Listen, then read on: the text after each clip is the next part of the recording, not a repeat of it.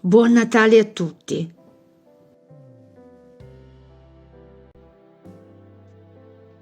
Pensiero del giorno, domenica 29 dicembre. Dare. Dare, dare, mettere in pratica il dare, far nascere e crescere la cultura del dare.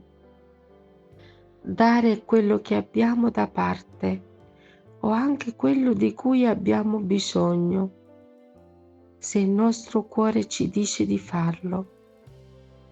Dare a chi non ha, sapendo che questo modo di investire le nostre cose produce un interesse senza misura, perché il nostro dare apre le mani di Dio e Lui, con la sua provvidenza, ci riempie in modo sovrabbondante per poter dare ancora e continuare a ricevere e poter così soddisfare gli enormi bisogni di tante persone.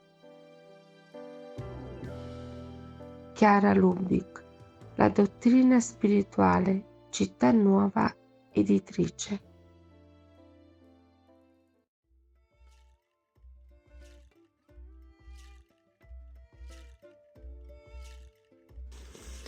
Parola di vita.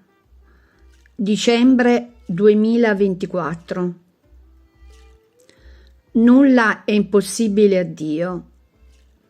Dal Vangelo di Luca, capitolo 1, versetto 37.